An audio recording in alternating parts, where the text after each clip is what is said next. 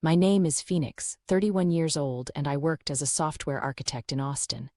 I also owned 25% of a startup that was doing pretty well. I had worked my ass off to get where I was, and I was proud of what I had built. My family was a different story. There was my dad, my mom, and my younger brother, Jake, who was 23 growing up. Things were okay until Jake was born. I was 8 years old when he came along, and that was when everything changed. My parents just stopped seeing me. It was like I became invisible overnight, and Jake became the center of their universe. Jake got everything. When he wanted to go to football camp, they sent him. When he turned 16, they bought him a brand new BMW. They even got him an apartment near the university, even though he dropped out after his freshman year. Me. I started working after school when I was 16 just to buy myself a used Honda. I got into Stanford on a full scholarship because there was no way my parents were going to pay for it. I worked part-time through college to cover textbooks and everything else I needed. I never complained about it. I just put my head down and worked, and it paid off. 3 years ago, I bought a house in a nice area with a view of the lake. It was mine, and I was damn proud of it. I gave my parents a spare key to the house. It was supposed to be for emergencies, and so they could water my orchids when I was traveling for work or taking a vacation. I had a collection of orchids that I really loved, and my mom had offered to take care of them. I thought it was a nice gesture, something that might bring us closer. That was stupid of me. 6 months ago, I came back from a conference in Japan and found out my mother had thrown a party at my house for Jake. She did not ask me, she did not tell me, she just did it. I walked in to find empty beer bottles everywhere, stains on my carpet, and one of my orchids knocked over and broken. I lost it. I called my mom and we had a huge fight. She acted like I was being unreasonable, like it was no big deal. Eventually, I forgave them because they were my family, and that is what you are supposed to do, right? But I also installed a video surveillance system. I did not tell anyone about it. Not my parents, not Jake, not anyone. I just wanted to know if something like that happened again. Fast forward to last Tuesday. I was sitting at my desk at work reviewing some code when I got a notification on my phone. The motion sensors on my cameras had been triggered. I figured it was probably a delivery or something, but I opened the app anyway. What I saw made my blood run cold. My parents were in my house. My dad was measuring the walls of my living room with a tape measure. My mom was standing next to him typing notes into her phone, and Jake was sprawled out on my couch like he owned the place. I turned up the volume on my phone. "This wall is 14 FT, my dad said, reading the tape measure. My mom typed something. "That will be plenty of room for his TV and the gaming setup. This place is perfect," Jake said from the couch. "Way better than my current dump. I can't believe Phoenix has been hoarding all this space for herself." My dad chuckled. "Well, she will not be hoarding it much longer." My mom walked over to the window. "We will move your stuff in when she goes to Denver next month. Once everything is here, she will not make a scene, she will just accept it." "Are you sure?" Jake asked. She was pretty pissed about the party. My mom waved her hand dismissively. She got over it. She always does. Phoenix is not the type to cause family drama. She will complain for a day or two and then she will let it go. My dad nodded. "Your mother is right. Besides, once your things are in the apartment, what is she going to do? Throw her own brother out on the street? She is not that cold." Jake grinned. "I knew you guys would come through. This is going to be great." I sat there at my desk, staring at my phone, shaking with rage. They were planning to move Jake into my house without asking me. They were going to do it while I was out of town, so I could not stop them. And they thought I would just roll over and accept it. I thought about all the years I spent being invisible. All the times Jake got whatever he wanted while I had to fight for every scrap. All the money they poured into him while I worked myself to exhaustion, and now they wanted to take my house. I closed the app and sat back in my chair. My hands were shaking, but my mind was clear. I was not going to let this happen. I was not going to roll over. I was not going to be invisible anymore. I opened my messages and texted Jake. "Hey, want to come over for dinner on Saturday? I was thinking we could do a family thing. You, me, mom, and dad. It has been a while." He responded almost immediately. "Sure, sounds good." I put my phone down and started planning. I had 4 days to get ready. I spent those 4 days pulling together every piece of documentation I could find. I went through my bank statements, my emails, my text messages. I made spreadsheets. I printed everything out and organized it into folders. I found records showing that over the past 6 years, I had lent Jake $73,000. He had never paid back a single cent. Every time he came to me with some emergency or some new business idea, I gave him money because he was my brother. And every time he promised he would pay me back, he never did. I also found evidence of 5 different business projects he had started. All of them had failed. All of them had been funded by my parents. They had poured money into his schemes over and over again, and he had nothing to show for it. Then I remembered something. 3 months ago, I got a message on Facebook from a woman named Madison. She said she was Jake's girlfriend, and she needed to talk to me about something important. I dug up that conversation. Madison had told me that Jake had used her credit cards to fund another one of his schemes. This time, it was some kind of cryptocurrency course teaching people how to make money trading crypto. He had racked up $40,000 on her cards and had not paid any of it back.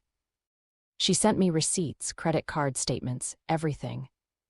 I went through all of it again, and that was when I noticed something I had missed the first time. Jake had registered his LLC for this cryptocurrency course using my address, my home address. He had done it without asking me, without telling me. He had used my property to set up what was clearly a fraudulent business. I sat back and looked at everything I had gathered. This was not just about the house anymore. This was about years of being used and ignored and taken for granted. I also reached out to Madison again.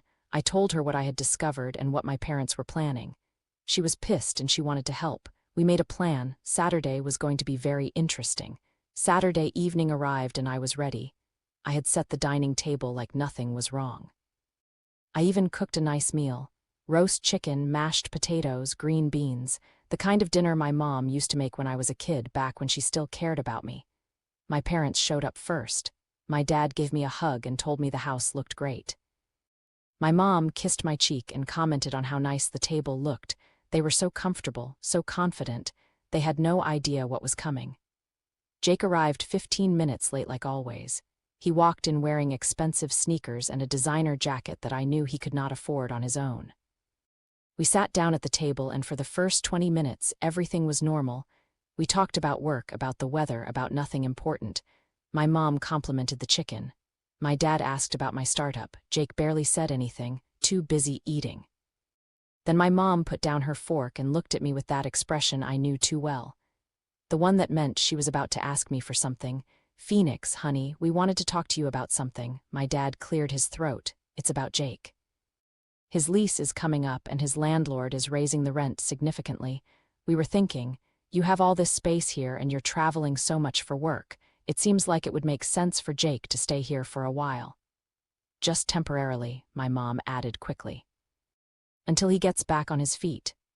Jake looked at me with this expectant expression, like it was already decided. I took a sip of water. "Back on his feet from what?" My dad frowned. "Well, you know, things have been tight for him lately." "Things are always tight for Jake," I said. "When are they not tight?" My mom's smile got stiff. "Phoenix, there is no need to be like that. We are family. Family helps each other." "You're right. I said family should help each other. That's interesting because I have been helping Jake for years. Let me ask you something, Jake. Do you remember how much money you have borrowed from me over the past 6 years? Jake shifted in his seat. "I don't know, a few thousand." $73,000, I said. $73,000, and you have not paid back 1 cent. My dad set down his fork. "Phoenix, what is this about?" "This is about the fact that you 3 think I am stupid," I said. I pulled out my phone and set it on the table. "This is about the fact that you came into my house 4 days ago without asking and planned to move Jake in while I was in Denver." I pressed play on my phone. Their voices filled my dining room, my dad measuring the walls, my mom taking notes, Jake talking about how perfect my house was, how much better than his current place. Their plan to move him in while I was gone, their certainty that I would not fight back. When the recording ended, there was complete silence. My mom opened her mouth, but before she could say anything, the doorbell rang. "Excuse me," I said, standing up. "That must be our other guest." I opened the door and Madison walked in. She was a small woman with dark hair and sharp eyes. She looked nervous but determined. "Madison," I said loudly enough for my family to hear, Thanks for coming, everyone. This is Madison, Jake's girlfriend. Jake's face went white. What the hell is she doing here? She is here because she has something to share, I said. Madison. Madison walked into the dining room and looked directly at Jake. Her hands were shaking, but her voice was steady. You used my credit cards, she said. You told me it was for our future, for a business that would make us both rich. You racked up $40,000 on my cards for some cryptocurrency course scam. And then you spent the money on clubs and poker games and renting fancy cars. My mom looked horrified. Madison, I am sure there has been some misunderstanding. There is no misunderstanding, Madison said. I have all the receipts, all the statements. He destroyed my credit. I pulled out a folder from the sideboard, and that is not all. Jake registered his LLC using my home address without my permission. He used my property to run a fraudulent business. It's not fraudulent, Jake said, his voice rising. Those courses are legitimate, really, I said, because the FTC does not think so. There is currently an investigation into your business practices, and 3 of your students have already filed lawsuits against you. My dad stood up. This is ridiculous. You are making things up, am I? I pulled out more documents and spread them on the table. Here are the court filings. Here are the complaints.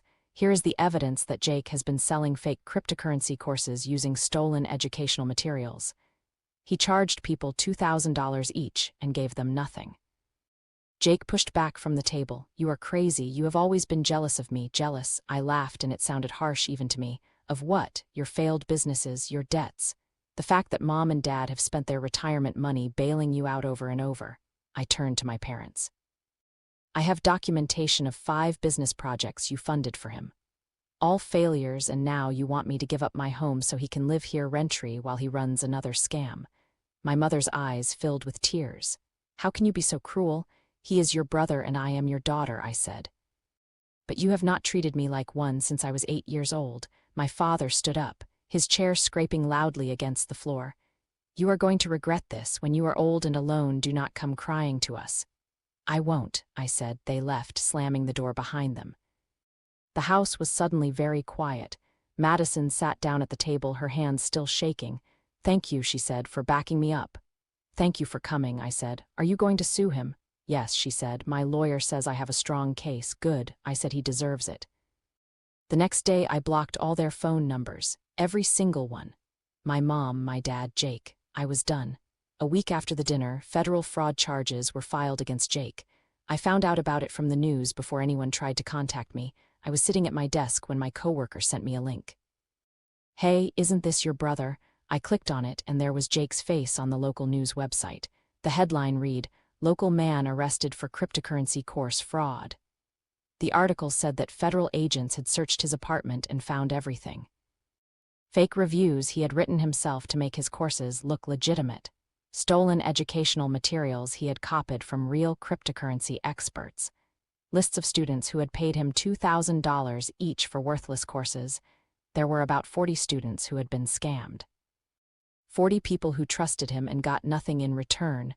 They were all filing lawsuits. Jake was arrested. His mugshot was online. He looked angry in it, not scared or sorry, just angry. I felt nothing.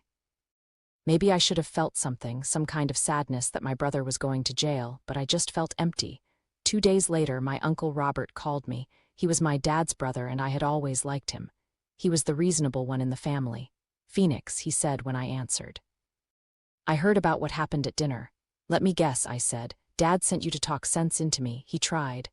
Uncle Robert said. I told him, no, I am calling because I want you to know that I support you. I have been telling your parents for years that the way they treat you is wrong. I warned them that their favoritism would have consequences. They did not listen. I felt my throat tighten. Thank you, that means a lot. I have a good lawyer. He said, if you need help with anything related to Jake or your parents, I will make sure you have representation. Madison too, if she wants it. I appreciate that. I said your parents made their choices. Uncle Robert said now they have to live with them. You take care of yourself, Phoenix. After I hung up, I sat there for a long time. It felt good to know that someone in my family saw the truth. Madison's civil lawsuit moved forward quickly. She had all the documentation she needed, and Jake could not fight it from jail. My parents ended up paying the $40,000 to settle the case.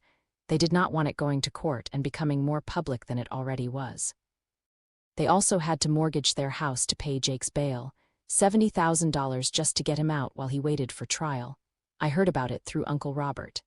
My parents were burning through their savings, their retirement fund, everything they had worked for, all for Jake. I did not feel bad about it. They had made their choices. 6 months passed. I focused on my work and my startup. Things were going well. We were getting new investors and my shares were worth more than they had ever been. I was doing fine. Then I got an email from my dad. He sent it from his work address and it was long, really long. He said I had destroyed the family. He said I was heartless and cruel. He said Jake was facing 3 to 5 years in federal prison and it was all my fault. He demanded that I help them, that I pay for a better lawyer, that I do something to fix the mess I had created.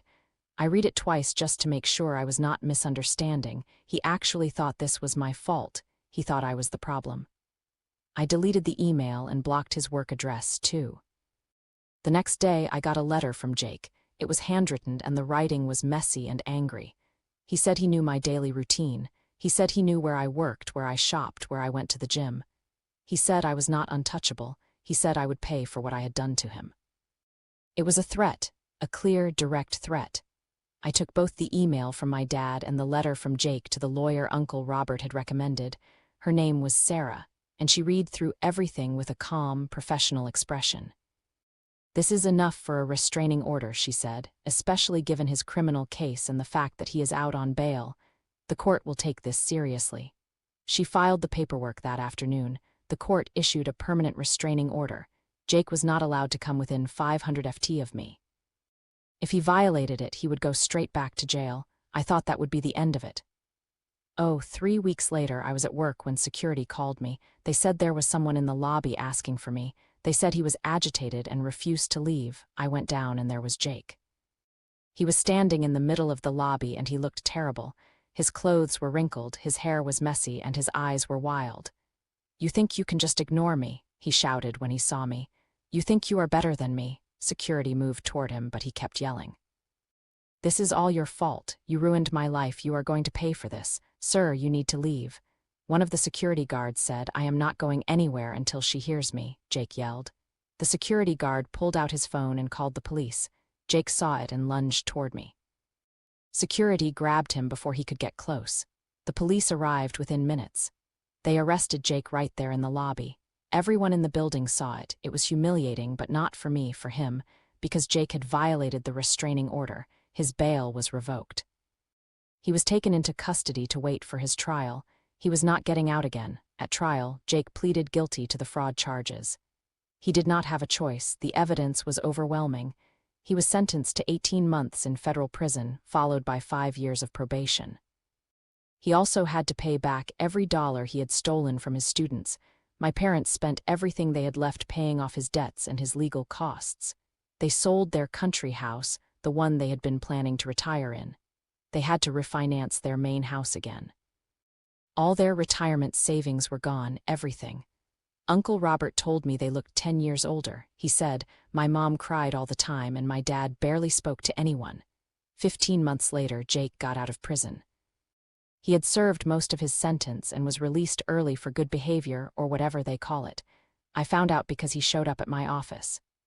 I was coming back from a meeting when the receptionist stopped me in the lobby. She looked uncomfortable. "There is someone here to see you," she said. "He says he is your brother. He has been waiting for about an hour." My stomach dropped. "Did you tell security?" "He said he just wants to talk. He promised he would leave if you did not want to see him." I looked across the lobby and there he was. Jake was sitting in one of the chairs by the window. He looked different, thinner, older. His clothes were cheap and he had dark circles under his eyes. He saw me and stood up quickly. "Fix," he said. "Please just give me 5 minutes." I should have called security right then.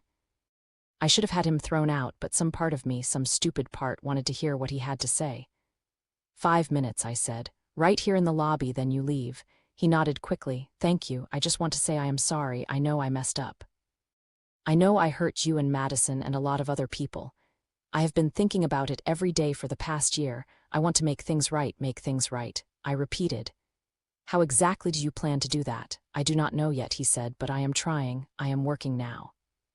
Just a warehouse job, but it is honest work. I am paying back what I owe. I want to show you that I have changed."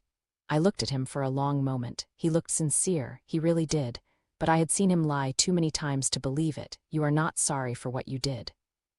I said you are sorry you got caught. There is a difference, that is not fair. He said I paid for my mistakes. I went to prison, I lost everything. You lost everything because of your own choices. I said not because of me. I did not make you scam people. I did not make you use Madison's credit cards. I did not make you threaten me. You did all of that yourself. His face started to turn red. You are my sister. You were supposed to help me. You were supposed to have my back. I did have your back. I said for years I gave you $73,000. I made excuses for you. I believed you when you said you would change, and what did you do? You planned to steal my house. I was not stealing it, he said, his voice rising. Mom and Dad just thought it would be better if I stayed there. You were never even home. It was my home, I said. Mine, not yours, and you do not get to decide what happens with my property. He took a step closer and I took a step back. You have always thought you were better than me, always so perfect, so successful. You could have helped me, but instead you ruined my life. I ruined your life. I almost laughed. Jake, you ruined your own life. You are the one who committed fraud. You are the one who threatened me. You are the one who violated a restraining order. I just refused to let you drag me down with you. You are selfish, he said. You are arrogant. You are my older sister and you were supposed to take care of me. No, I said. I was not. That was Mom and Dad's job and they failed at it. They turned you into someone who thinks the world owes him everything. Someone who takes and never gives anything back. You are going to need family one day, he said. And when you do, we will not be there. Good, I said, because I do not need a family like you. I do not need people who only care about me when they want something. I do not need people who lie and steal and threaten. He stared at me, his face twisted with anger. You are going to regret this, I already told you, I said. You are on probation. You are not supposed to be anywhere near me. If you do not leave right now, I will call your parole officer and tell them you are harassing me. He opened his mouth like he was going to say something else. But then he stopped. He looked at me for a long moment and then he turned and walked out. I watched him go and I felt nothing. No sadness, no regret, nothing. I went back to my office and got back to work. That was 2 years ago. I have not heard from Jake or my parents since. I have no idea what they are doing and I do not care. My life is good now, really good. I live with my boyfriend Ethan in a condo downtown. He is a graphic designer and he is kind and supportive and everything. My family never was. We have been together for 1.5 years and I have never been happier. My startup is doing great. My shares are worth enough that I do not have to work full-time anymore if I do not want to. I still do because I love the work, but it is nice to have options. I have friends who actually care about me. I have a life that I built myself surrounded by people who appreciate me and support me. As for my family, I cut them out completely. I do not regret it. They had decades to treat me like I mattered and they chose not to. I do not owe them anything. Sometimes people tell me I should forgive them. That family is family, but those people do not understand. They do not know what it is like to be invisible in your own family. They do not know what it is like to work for everything you have while watching someone else get everything handed to them. I do not need that kind of family. I built my own family now with people who actually give a damn about me, and I am doing just fine. All from Tangled Fates. Fathers